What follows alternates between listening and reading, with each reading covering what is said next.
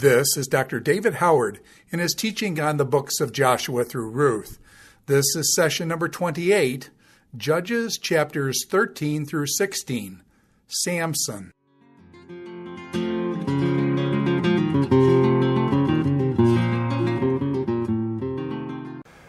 Greetings again, and we're continuing in the book of Judges. And in this segment, we're going to complete the survey of the 12 judges mentioned in the book, the story of Samson. His story is told in great length and great depth, great detail in chapters 13 to 16. And in contrast to all of the other judges, we have an extended story about his birth in chapter 13, and then the story of his life, chapters 14 through 16, including his death. And his death is much more dramatic than the deaths of the others that we've learned about so far. Samson is maybe the most famous of the judges to outsiders, or just in the general culture. If people know of anybody from the book of Judges, it's probably Samson.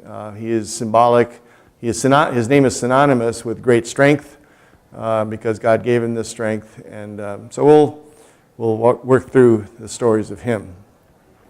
He's the 12th judge. He's the last one. He lived at the end of the 11th century BC, probably about 50 years before Samuel became king, actually at the end of the 12th century, the 1100s, maybe around 1100, and about 50 years before Saul became king in 1050 BC. So chronologically, he is toward the end. I mentioned in the introductory comments on the book of Judges that the chapters after this, 17 to 21, there's a good chance that they were actually chronologically took place earlier in the book, but the organization of the book, the author wanted to tell the stories of the judges in somewhat roughly chronological order, and then these final ones for some literary reasons that we'll talk about in another segment. He was unique in many ways. His strength was unparalleled. He did not lead an army the way that some of the other judges had, but essentially he defeated the Philistines single-handedly. He was a deeply flawed hero whose life was unduly entangled with the people against whom he was fighting. So he was, as opposed to some of these judges who fought the enemy and they never had any real contact, Samson's life was intertwined with them. He was involved in so many ways with Philistine women, different types, and he violated a number of the 10 Commandments, as well as the Nazirite vow that was taken on his behalf by his parents. So we'll talk about that in a minute. But in a sense, it's fitting that we see his story and we see the extended story of his, because his life, in a sense, embodied the tragic aspects of the life of the nation as a whole. He was used of God for deliverance. The nation turned to God now and then, confessed sin. He even called upon God on occasion to help him, but his life was, for the most part, one of continued apostasy, sadly, just like the nation that he was a leader of. Chapter 13 is the chapter about the birth of Samson. And again, as with most of the other major judges, it begins with a statement that people of Israel again did what was evil in the sight of the Lord. It tells of the encounter between Samson's parents and the angel of the Lord, who announced his birth and also his mission. Again, there's much more involvement of God and his angel on his behalf with Samson's calling as a leader than with any of the other judges before. So in chapter 3, verse 3, it mentions the angel of the Lord appearing to Samson's mother, and she's barren, and yet the appearance was rather awesome. In verse 6, it tells us, she comes back and tells her husband that a man of God has came to me, and his appearance was like the appearance of an angel. Very awesome. I did not ask him where he'd come from, and he did not tell me his name, but he said to me, you shall conceive and bear a son.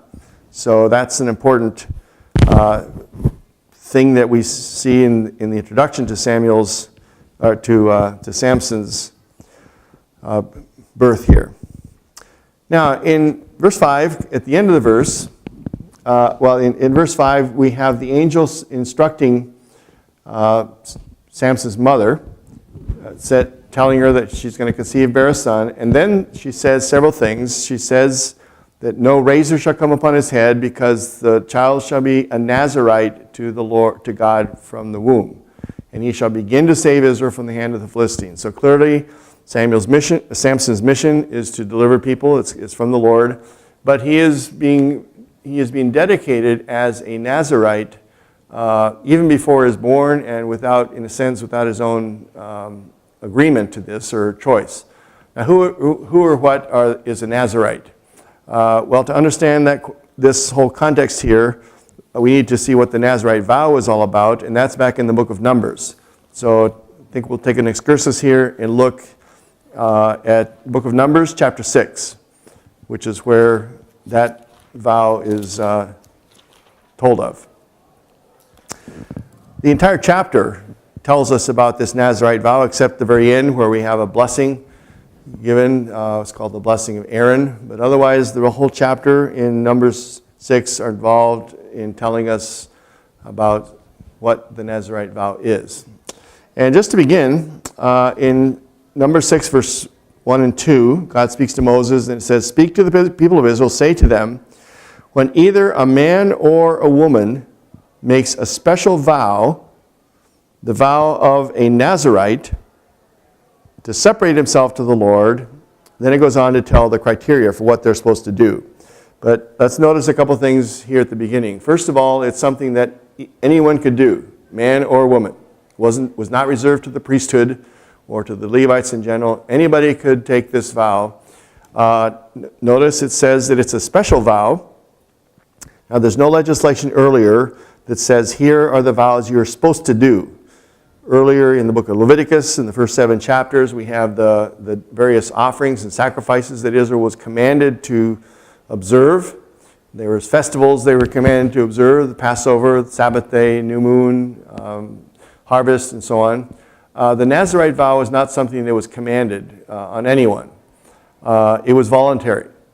And so it says, whenever somebody does this, then here's how they're to keep it. But it doesn't say everybody has to do it. I think that's an important distinction to keep in mind as we consider this. The word Nazarite, Nazirite, Nazir means the idea of something separated out or consecrated, something to that effect.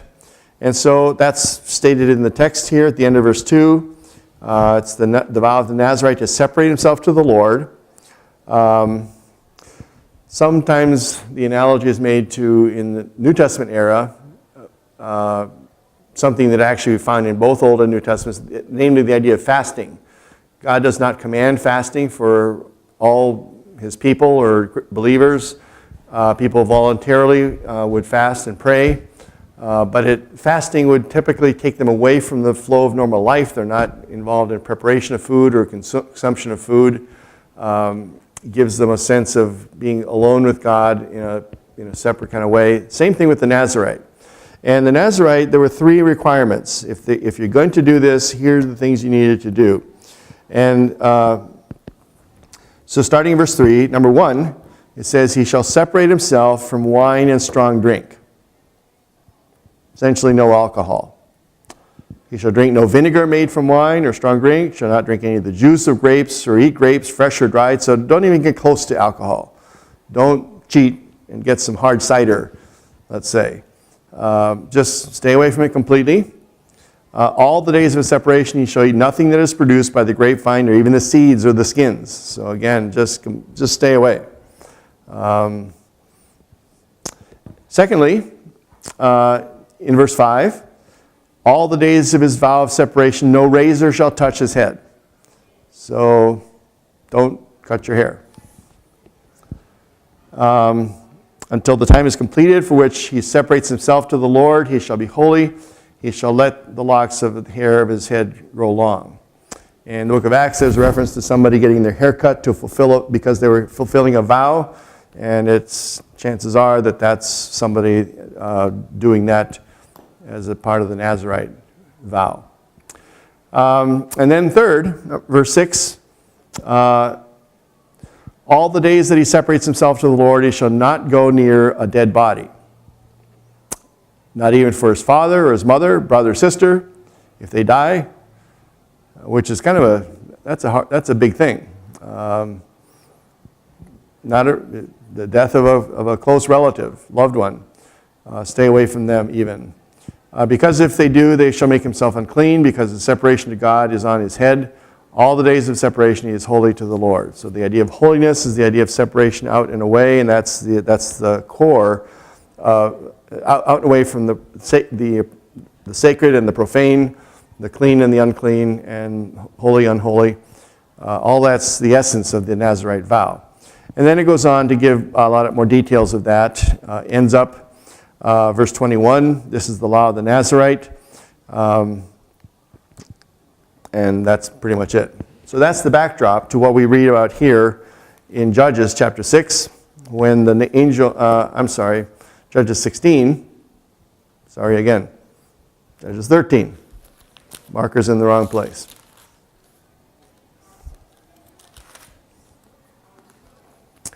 So the angel tells Samson's mother, in verse 7, behold, you shall conceive and bear a son. He shall drink no wine or strong drink, and eat nothing unclean, for the child shall be a Nazirite to God from the womb to the day of his death. Now, in Numbers, it does not tell the time length of a Nazirite vow. And the book of Acts example would indicate that maybe there was an ending time. It didn't have to be perpetual to the rest of life. Certainly Numbers doesn't specify that, but here Samson is being dedicated from the very birth to his death. I suppose on one level we might say that Samson is a somewhat sympathetic figure because he did not enter into this vow on his own. It was done for him by the angel and by his parents. But regardless, we will see that Samson essentially violated all three of the main tenets of the vow in his life. So after this, his father prays and has some back and forth, and they meet the man of God and prepare some food there for him. But I want to highlight in verse 18 when they want to find out who this is. In verse 17, Manoah, Samson's father, says to the angel of the Lord, "What is your name? So that when your words come true, we may honor you." And the angel of the Lord said to him, "Why do you ask my name, seeing it is wonderful?" And the question here is what is happening here? I think some Bible versions capitalize the word wonderful, some do not. In English Standard Version does not. Is that the name of the angel? This is related to the word niflaot, which we've talked about in the book of Joshua, chapter 3, when it says God is going to begin to do wonderful things. Niflaot, it's the closest word in Hebrew to miracles. And so it seems to me and many scholars that the idea here is that the angel of the Lord is saying, my name is too wonderful, it's a mystery, and you cannot grasp who I am by trying to know my name. Sometimes there was an idea in the ancient world that if you knew someone's name, you had some sort of power over them, or you could have some sort of control over them. So the angel is in a sense refusing to say, I'm way beyond who you are, and you do not deserve to know what my name is. And so Manoah offers a grain offering. The flame goes up, and they fell down to their faces and worshipped the angel. So the woman bears a son, verse 24, names his name Samson, and the young man grew, the Lord blessed him, and the Spirit of the Lord began to stir him, last verse of chapter 13. in the land here, sort of toward the Philistine territories. This, in our map here, this would be the hill country. Down here in the red area is the southwest, and this is the hill country, the territory of the Philistines, more in the flat coastal plain. So in chapter 14 through 16, we have the actual exploits of Samuel as he is now a young man and an adult. They fall into two segments. Chapters 14 and 15 are a whole grouping. Chapter 16 is the second segment. Each of the segments ends with a mass destruction of the Philistines, followed by a note about his judging. And if you count them up, you'll find that in the first segment there are 5 exploits that he accomplishes. Chapter 14, he kills a lion. Then he kills 30 Philistines. He burns Philistine fields. There's another slaughter of Philistines. Then he escapes from ropes that they had bound him up with, and he kills 1,000 Philistines at that point. So 5 events and a killing of 1,000 Philistines in chapters 14 and 15. And then in 16, there's an incident where he's in Gaza, the city of Gaza, and he escapes carrying the gates of the Gaza with him for miles and miles. Then with Delilah, she binds him up in bowstrings and he escapes from those. She binds him up with new ropes. She escapes from those. She binds him up with the loom on his hair and escapes from that. And then finally, at the end of his life, he brings down the temple of Dagon and kills 3,000 Philistines there. So there's kind of a symmetry between the events in chapters 14 and 15. 5 great feats of strength, ending by a killing of 1,000 Philistines. Chapter 16, 5 other feats of strength, killing 3,000 Philistines at that point. So let's look at chapters 14 and 15 first. And the episodes here deal with Samson's marriage to a Philistine woman and the resulting cycle of offense and retaliation back and forth. And right away, it's a problem because marriage with foreigners is prohibited unambiguously and repeatedly to God's people.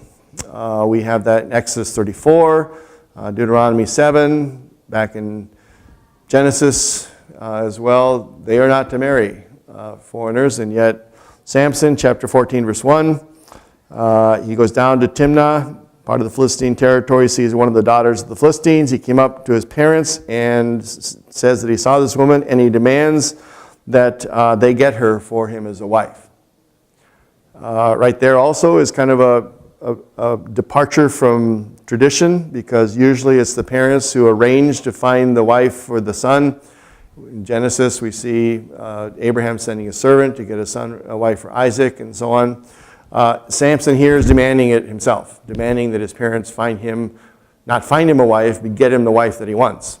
So right there, he's kind of setting off on the wrong foot. So he's not violating he's not violating one of the provisions of the Nazirite vow, but he's violating another one of the commandments of God from early on. Ironically, we are told, in spite of this, we are told in verse 4 that God was going to be using Samson. So verse 4 says, his father and mother did not know that it was from the Lord, because he was seeking an opportunity against the Philistines. And at that time, the Philistines ruled over Israel. So they were dominating Israel.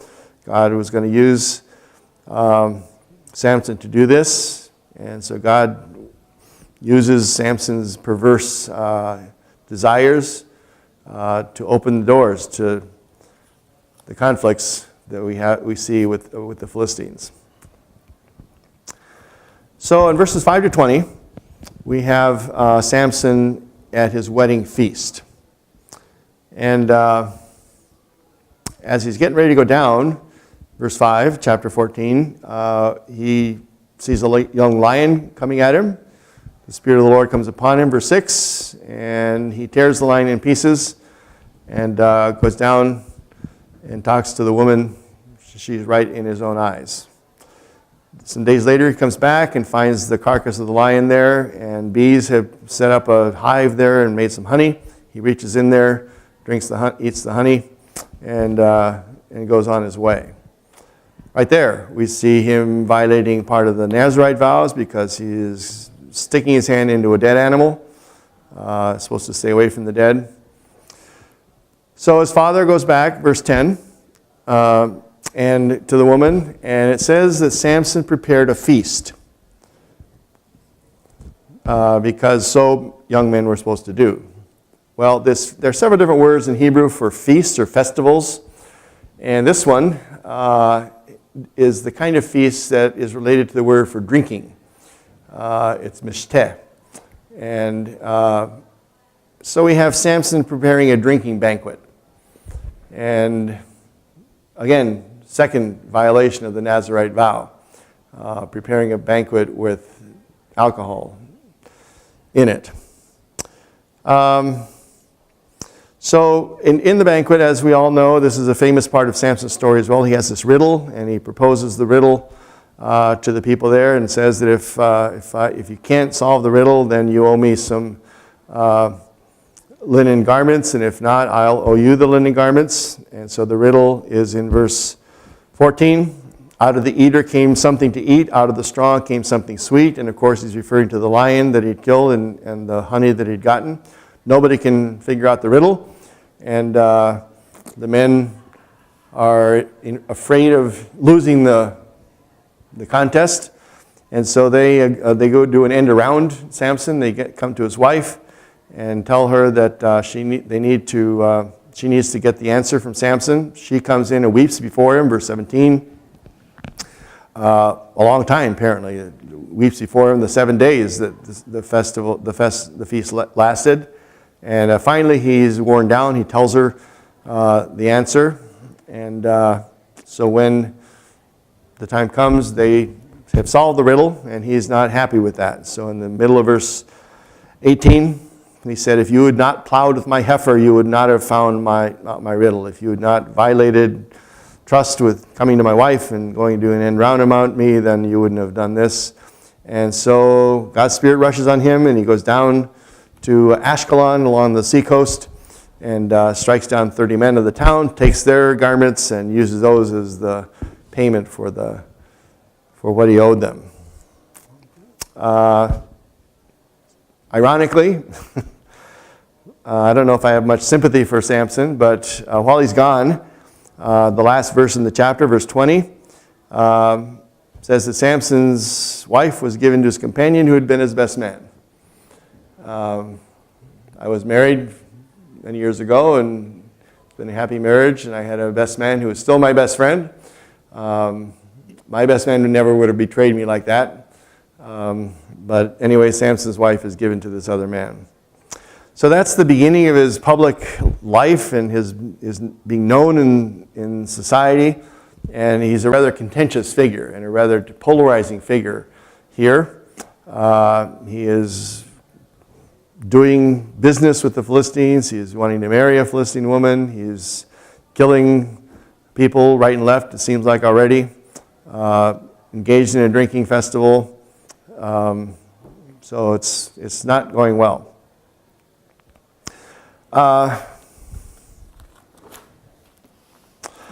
Chapter 15 now continues his conflicts with the Philistines, but it's still part of this cycle of retaliation, offense and response to that.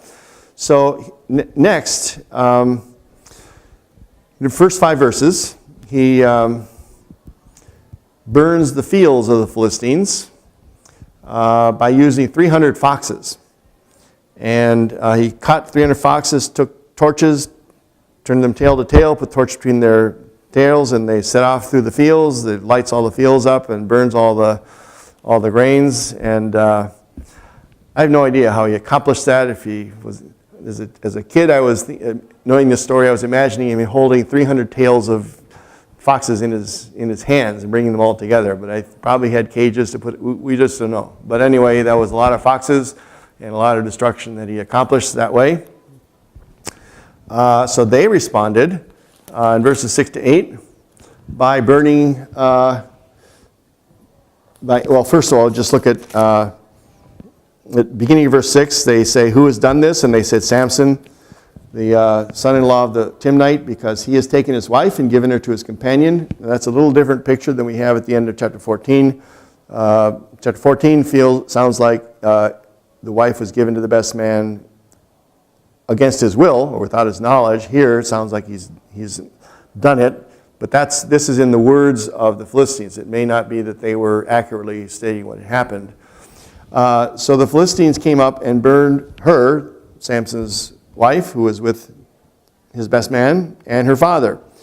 And so Samson sees that, and he decides he's going to be avenged again. So the cycle of retaliation responds with more killing, verses 6 to 8.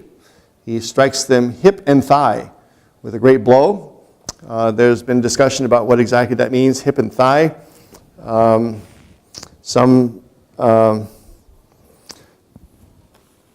scholars think that hip might be better rendered as leg, the leg and the thigh. I'm not sure exactly, but the idea seems to be, or some scholars have suggested that it's sort of the imagery of a great conflict and of wrestling, that they're all tangled up with each other and he's smiting them every which way possible, whereas his brute strength would clearly be coming through in this context.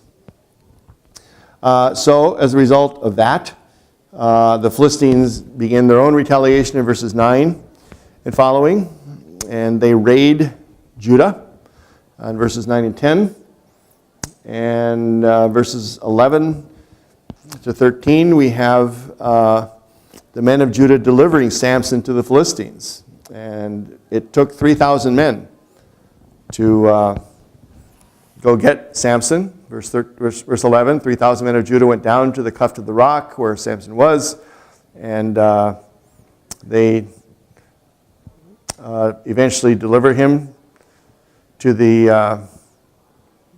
they try to deliver him to the Philistines, so they bind him up in these two new ropes in verse 13, which is ironic because later when we see him with Delilah, he suggests that they should bind him with new ropes, and that's the same word found here.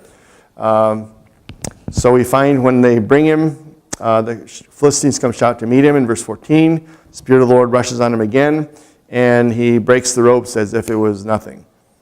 And he takes a fresh jawbone of a donkey and uses that to kill 1,000 men at this point.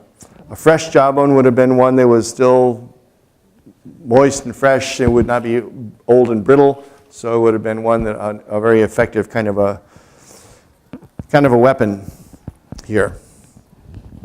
And so Samson seems to like these little poems, riddles. He has another little poem here, verse 16, with the jawbone of a donkey, heap upon heaps, with the jawbone of a donkey, how I struck down 1,000 men. And when he's finished, he throws away the jawbone. They call that place Ramat Lahi, which means the hill of the jawbone. And so there's kind of a wordplay there. We see for the first time in the end of the chapter, Joshua calling upon the Lord. He finds himself very thirsty now. It's the first indicator in the storyline that of Samson's vulnerability of some type. And so he calls upon the Lord and says, you have granted this great salvation by the hand of your servant, and now shall I die of thirst? So he's calling on God, but the request is not to praise God or to thank God. It's much more self-centered. It's just, what have you done for me lately, God? You delivered me, yeah, but I'm still thirsty. I need some help. So again, graciously, God opens the earth in some way, and water comes out, and he is refreshed. And it says, the last verse of verse 15, that he judged Israel in those days for 20 years. So that ends the first series of events that happens in Samson's life that all stems out of his desire for a Philistine woman, and then the cycle of retaliation and response. But Samson's entanglement with the Philistines is not yet finished, because now we see more of it in chapter 16. So let's look at chapter 16. And this whole chapter tells about his fateful involvement with two more Philistine women. So he's had a wife already, or at least someone that he wanted to marry. But now in verses 1 to 3, he's involved with the prostitute in the city of Gaza, down near the coast. And then verses 4 and following, very famous woman, Delilah. Again, not what God would have wanted from him. And then the chapter ends with his final revenge on the Philistines and their God. Interestingly enough, in this chapter we don't have the Spirit of God, the Spirit of the Lord mentioned at all. So it appears that now Samson is really mainly relying on his own strength. He kind of ends up as a tragic figure. So let's look at the episodes, verses 1 to 3. We have Samson down in Gaza, and he sees a prostitute, goes into her, and the citizens of Gaza hear about this, and they surround the place, set an ambush for him at the gate of the city. Kept quiet all night, but Samson lies there till midnight, verse 3. And at midnight he rose up and took hold of the doors of the gate of the city, pulls them up, walks away up to Hebron, a good 15 miles or more. How the men didn't wake up or how he got away with this, we're not sure. But it's a rather impressive feat of strength to carry the gates of this city, which is a walled city back at that time. And to do that in a night journey was rather impressive. And that the terrain goes from the coastal lowlands up into the hill country. It's quite a steep thing. If you've ever been in Israel, driven from the coastal part up into the mountains, that's where Samson was walking with these gates on his back. So in verses 4 to 22, we have his involvement with the second Philistine woman here, and her name was Delilah. She was the third Philistine woman that he had been involved in, as we've said. And she's very carefully coordinating her actions with the lords of the Philistines. We've mentioned earlier that the Philistines' society and culture were organized around 5 major cities and 5 lords, chieftains of each of the cities, and she's coordinating with them to bring down Samson. She persists. He keeps putting her off, but she persists and finally succeeds in persuading him to reveal his source of strength. And in that climactic point, verse 20, he allows his hair to be cut, which is the third of the Nazirite provisions that he is violating. So it results in his capture. So the first thing we have in verse 7 is that she is asking him where does his great strength lie from in verse 6? And the reason is because the Philistine lords have come and, in a sense, offered her a bribe, saying in verse 5, if you tell us, we'll each give you 1,100 pieces of silver, which would have been a very impressive amount then. So Samson teases her by saying, bind me with 7 fresh bowstrings that have not been dried. I'll be weak like any other man, verse 7. And so they do this. And she had men lying in wait to capture him, but he snapped the bowstrings, verse 9, and that plan was defeated. She comes back to him, verse 10, and scolds him, saying, you've mocked me. Tell me now what it is. And so he tells her, take some new ropes, and that's the same word of the ropes that he's burst back earlier. So he's kind of jerking her chain in a sense, but he tells them to do that. They do that. Try to lie in wait to ambush him. Doesn't work. He breaks the ropes easily. The next one, in verse 13 and following, she now becomes more insistent and says, up to now you've mocked me, told me lies, so tell me how you be bound. So he says, well, if you weave my locks into the loom, I'll be rendered helpless. Here we're getting closer to the real source of his strength because now we have his hair involved.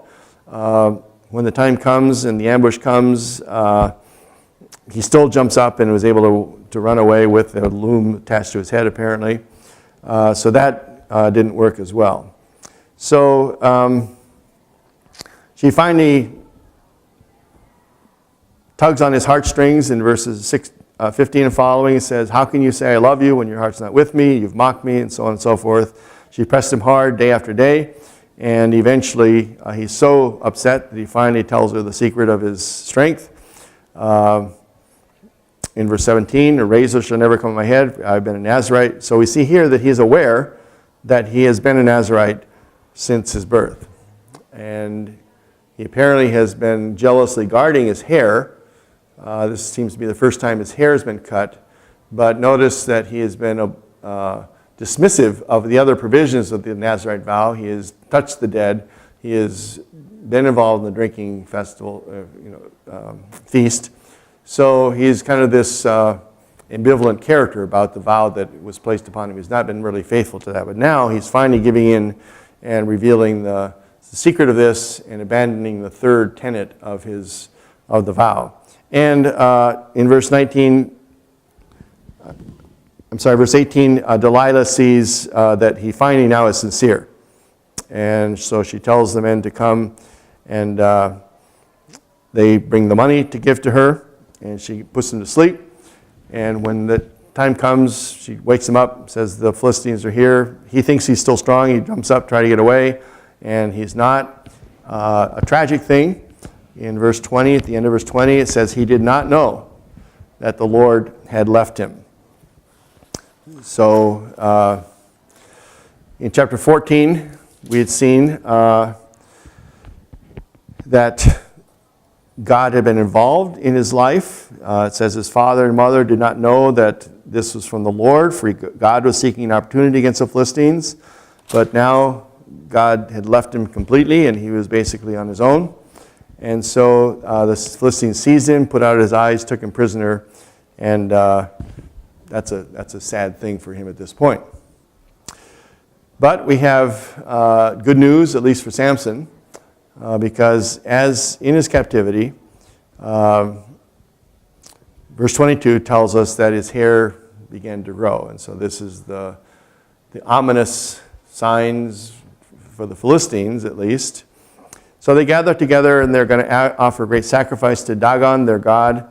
And they bring Samson out as a showcase and to mock him and so on.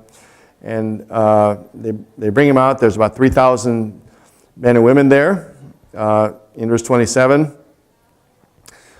So at this point, Samson speaks to the Lord again. And this time, it seems like his prayer is less self-serving. It's more sincere. And so in verse 28, Samson calls out to the Lord and says, "O Lord God, please remember me. Please strengthen me only this once, O God, that I may be avenged on the Philistines for my two eyes." He grasped the two middle pillars upon which the house rested his weight against it, essentially brought the house down. Excavations have been done in Philistine territories, and some of the temples and sanctuaries have been found, and they do have two pillars right out in front that seems to have been borne the weight of the buildings, and that would seem to be confirmed here.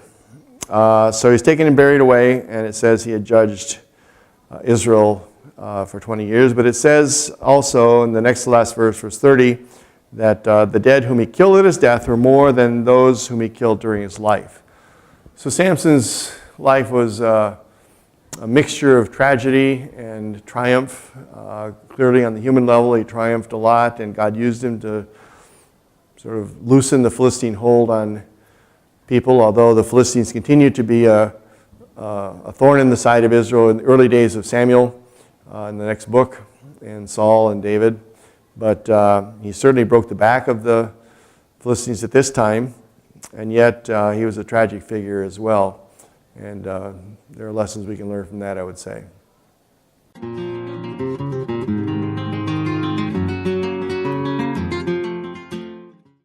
This is Dr. David Howard in his teaching on the books of Joshua through Ruth.